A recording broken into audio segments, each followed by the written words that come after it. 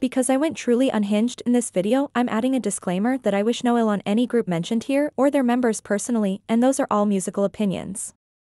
I'm strictly criticizing them as artists and not personally because I want to see better quality. i-dle is seriously sad. In all aspects from concept, conception, members down to the heejin sprung on these girls. First of all, Are You Next was so rigged it was crazy. Tell me how like one popular trainee debuted and that was Yoona. Youngseo left a sinking ship in time. Are You Next was clearly an excuse to market this group because they were always going to build it around one. He herself should have been in a group with completely different girls. If you wanted a cute concept then pull girls who fit the concept. And cover his weaknesses, not ones who make her stand out in a bad way for her lackluster vocals, as in Minju, and her lacking stage presence, as in Mocha. Mind you, these girls suit a cooler concept more and are still outshining her rather than complementing her. Look at yeri, they complement Wonyoung perfectly. That's how you build a group around a center. This group is also unbalanced lineup-wise, with there being no clear main vocalists, with Minju and Yoona being more lead material. Their concept, while doesn't suit them, to me seems more leaning cute than New Jeans or Y2K, but jury's out on that one and no one agrees with me on this, and somehow that conclusion leads to bullying those girls every SNS post. That's crazy. Koreans for one who are doing this are not normal, and New Jeans fans were never normal to begin with, so I feel bad for the members, he included. They were all put in a bad situation by adults. Despite everything said, I still like all the girls in i-dle and I stream their music a lot because it is good, and they are doing a good job on stage with what they have. In my opinion, they can still improve and grow. Despite never being a fan, I am interested in BTS and their return. BTS gave the boys nearly 3 years to outdo them and take the crown, and nobody stepped up even domestically, so I fear it's truly over like that. For boy groups, rise is like the only boy group I see actually getting big in Korea, since they seem to be the craze with teens, and that's the best demographic besides elementary students, which I have a monopoly on already. Anyways, back to the topic. BTS can do something truly amazing with their return, and I kinda hope they do something good. Like, if it was up to me I'd make them do and don't boo me something like Love Shot, but more Jungkook standing next to you leaning rather than elegant. I feel like they could spawn a real hit by appealing to Western trends properly instead of doing whatever the bad retro trolls pop they pulled with Dynamite. Like, go for the Grammy for real and do a song that sounds like early 2000s, but put the BTS, like actual BTS, not the PTD1 spin on it. They could seriously get even bigger if they do it right. I'm sad. Red Velvet's slow decline in South Korea isn't due to musical quality, but due to lack of promotions. Red Velvet been making bangers, but they failed to enter the top 10 of Melon for the past 2 years. Chill Kill, Birthday, and Cosmic were all great in my opinion and aren't less in quality compared to any of their old better charting comebacks. They build on those sounds and fit well in their discography. Lately, it seems like Red Velvet each comeback is getting disbanded and dropping 10 to 20 spots on Melon debuts each time while staying in the chart less and less time. As I said, this isn't due to the music. This is because Red Velvet will do 2 weeks of music shows with only the big music shows, maybe a video for Spotify and it's live, and dip for another year in SM's dungeon if we are lucky.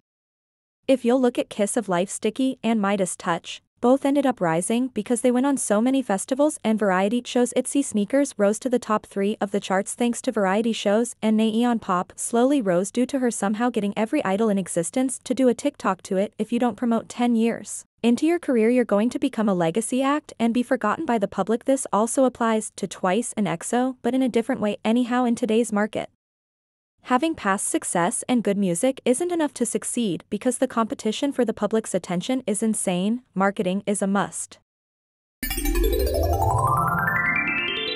K-pop as a whole is actually good this year.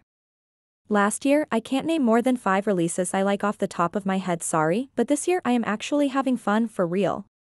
Cosmic a bop, Sticky a bop, Klaxon and Super Lady flopped. Sorry i-dle, I was rooting for you. Supernova a bop. But those are the usual bop makers. i-dle Magnetic was actually good. The new Stray Kids comeback is good. enhypen missed again, but who is surprised when all their original staff left? rise bop after bop. Itzy Mr. Vampire, my actual Saudi y'all, should have never let Untouchable flop, it was so good. Dash being the second best mixed song after Roller Coaster, Easy was meh. But Smart is that girl. Thank you Tyla, you guys may have slept but I was very much awake and into Wish You Hell. Sorry, I will always love you Wendy, even in the trenches of basic pop music. That TXT bside was my sadi for a minute. I wish this was their concept. They fit that so well and they never fail to give us good music with brighter concepts.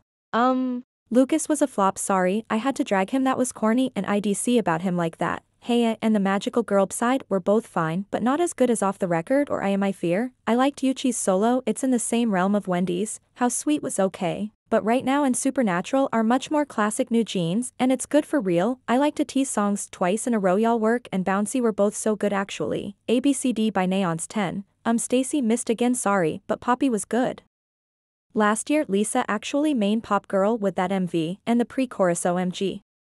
Those are all my flops and bops and I skipped NCT 127 because I'm genuinely uninterested at this point. Just enlist their last good song was Superhuman and that was in the Middle Ages and I do not have the motivation to listen to another album of theirs. Hashtag bring back to Jijung 2024. Stray Kids concept and visuals are repetitive but that's good branding. I was wondering how do they have this much budget for their projects then end up making their concept photos look like they're all from the same era for 5 years straight. And then I realized it's on purpose to create a brand identity. It's still honestly irritating how hard their stans ride for them saying they changed their concept when no, doing the exact same video and outfits in different fonts isn't a new concept, they're sticking to one and solidifying it. With Blackpink both the girls and their stans own it, they have a distinct visual and musical brand and they stick to it. Seems like Stray Kids themselves are self-aware with this consistent branding but their fans would die on the cross arguing otherwise. I personally find it boring and I actually like the music they make every other release but not enough to stream it a lot anymore and it has a consistent structure. I'm not in the camp who thinks all their music sounds the same but I do believe just like Blackpink they follow a formula to their music, branding and styling. They'll change the instrumental or beat but their choruses and verses will always have the same patterns just like Blackpink, predictable music and styling, which is good branding but absolutely boring to me. That was it, genuinely unpopular opinions for you which if reach an audience are sure to anger it. Thank you for watching.